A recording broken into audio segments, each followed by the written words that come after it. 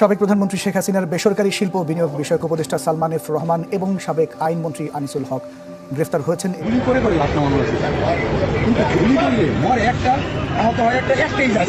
গুলি করে লাশ নামানো লাগছে স্যার, গুলি করি একটারে, মরে আর একটা, আহত হয় একটা, একটাই যায় স্যার, বাকিটা যায় না। এইটা হলো স্যার সবচেয়ে বড় আতঙ্কের বিষয় এবং দুশ্চিন্তার বিষয়। এভাবে বৈষম্য বিরোধী ছাত্র আন্দোলনে শিক্ষার্থীদের উপর নির্বিচারে গুলি করার বর্ণনা সাবেক স্বরাষ্ট্রমন্ত্রী আসাদুজ্জামান খান কামালকে দিচ্ছিলেন এক পুলিশ।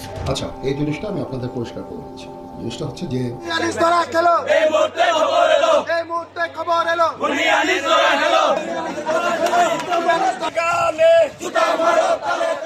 আসসালামু আলাইকুম দর্শক, দেশ ও দেশের বাইরে থেকে যারা এই মুহূর্তে ভিডিওটা ওপেন করেছেন সবাইকে অসংখ্য অসংখ্য ধন্যবাদ।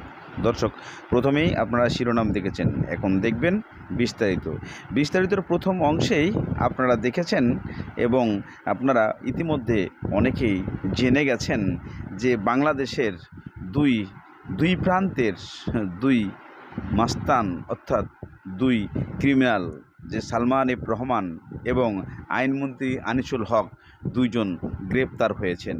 কোথায়, কিভাবে, পুরো ভিডিওটা দেখলেই আপনারা জানতে পারবেন। আইনমন্ত্রী আনিসুল হক এবং সালমান এফ রহমান দুইজন বিশেষ করে সদরঘাট থেকে তারা গ্রেপ্তার হয়েছে। তারা নৌপথে দেশের বাইরে চলে যাওয়ার উদ্দেশ্যে এবং যাওয়ার চেষ্টা করছিল। সেই মুহূর্তে কোস্টগার্ডের আন্ডারে তারা ধরা পড়েন। চলুন কিছু খবর আমরা শুনি।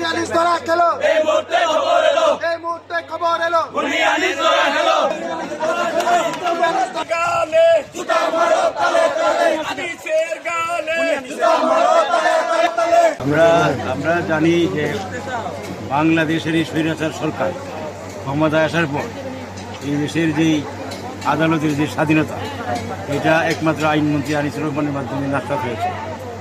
এবং এই দেশের যে জামায়াত ইসলামের যে দেশ তাদেরকে রাজাকারের নাম দিয়া যে তাদেরকে ফাঁসির কাছে ঝুলিয়েছে মিথ্যা মামলা দিয়া, এটা একমাত্র আনিসুর রহমান দ্বারাই সম্ভব হয়েছে। এবং এই দেশে যত খুন খারাপি, অন্যায়, অত্যাচার, অবিচার এবং নির্যাতন, জেল জুলুম, আইনাগর সব কিছুই এই আনিসুর রহমানের দ্বারাই প্রতিষ্ঠিত হয়েছে। এই জন্য আমরা এই আইনমন্ত্রী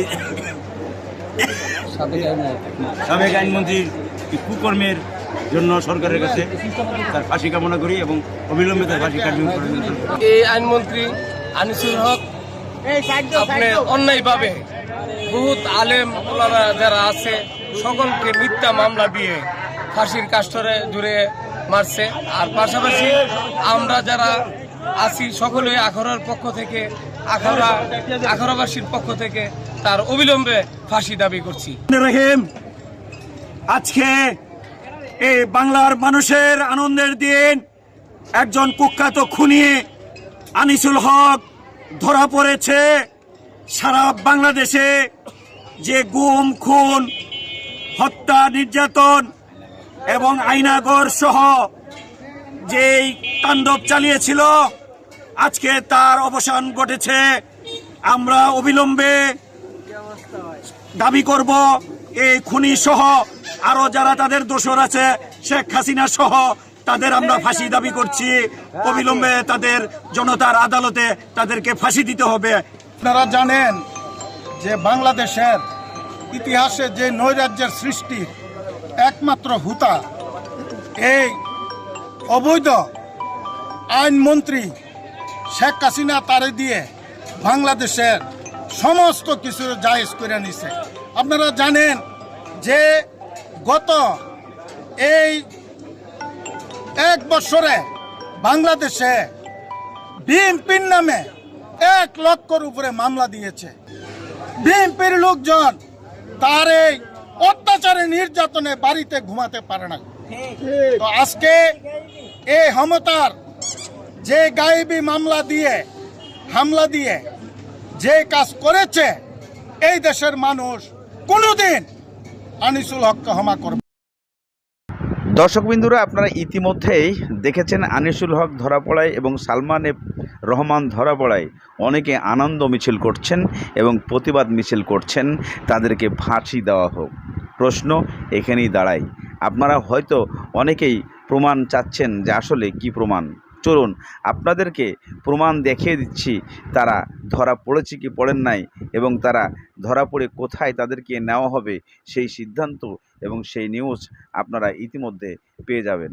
তবে সালমান এফ রহমান এবং আনিসুল হক আইনমন্ত্রী, এরা দুইজনে বাংলাদেশের বিখ্যাত এই যে ক্রিমিনাল ছিলেন এবং তারা বাংলাদেশের শত্রু ছিলেন। তারা কখনো দেশকে ভালোবাসেন নাই, হাজার হাজার কোটি টাকা দিয়ে নিপাত্তা হতে চাচ্ছিলেন বাংলাদেশের বাইরে যেতে গিয়ে, কিন্তু দুঃখের বিষয় তারা দুজনই আজকে অ্যারেস্ট হয়েছেন। এই অ্যারেস্ট হওয়ায় অনেকেই এটারে মিষ্টি বিতরণ করছেন এবং আনন্দ ফুর্তি করতেছেন। প্রশ্ন এখানেই রয়ে যায়, কিন্তু এরা এতদিন কোথায় ছিল? আত্মগোপনে ছিল। আপনারা ইতিমধ্যে দেখতে পেয়েছেন তাদেরকে অ্যারেস্ট করার পরে তারা কোথায় নিয়ে যাচ্ছে এখনও পর্যন্ত সঠিকভাবে তথ্য দেয় নাই। চলুন আমরা তার কিছু নমুনা দেখি। এবং কোথা থেকে আসলে তারা গ্রেফতার হলেন? আমরা আসলে এখন থেকে ঠিক 5 মিনিট আগে আমরা জানতে পেরেছি যে সাবেক প্রধানমন্ত্রী শেখ হাসিনার বেসরকারি শিল্প ও বিনিয়োগ বিষয়ক উপদেষ্টা যিনি ছিলেন, যাকে বলা হয় বাংলাদেশের অর্থনীতি যিনি নিয়ন্ত্রণ করতেন, ব্যবসায়ীদের নিয়ন্ত্রণ করতেন, সেই সালমান এফ রহমান, এবং সাবেক আইনমন্ত্রী যিনি বাংলাদেশের সবচেয়ে বেশি সময় ধরে আইনমন্ত্রীর দায়িত্ব পালন করেছিলেন, সেই আনিসুল হক, তাকে দুজনকে গ্রেফতার করা হয়েছে বলে আমরা জানতে পেরেছি। আমরা জানতে পেরেছি দুটো সূত্র থেকে। একটা সূত্র বলছে যে তারা সাতক্ষীরার ভোমরাদ সীমান্ত থেকে গ্রেপ্তার করা হয়েছে। আরেকটি সূত্র ঢাকা মেট্রোপলিটন পুলিশ কমিশনার সূত্রে আমাদেরকে যেটা জানানো হয়েছে সেটি হলো যে নৌপথ দিয়ে পালানোর সময় এই দুজনকে সদরঘাট থেকে গ্রেপ্তার করা হয়েছে। দুটি সূত্র দুই দিক থেকে বলা হয়েছে, তবে যেহেতু ডিএমপি কমিশনার আমাদেরকে সবশেষ জানিয়েছেন যে এই দুজনকে গ্রেপ্তার করা হয়েছে, সেই বিষয়টি আপাতত সেই সূত্রটি আমরা নিশ্চিত করে আমরা আমাদের ব্রেকিংটি নিশ্চিত হয়ে ছাড়ি।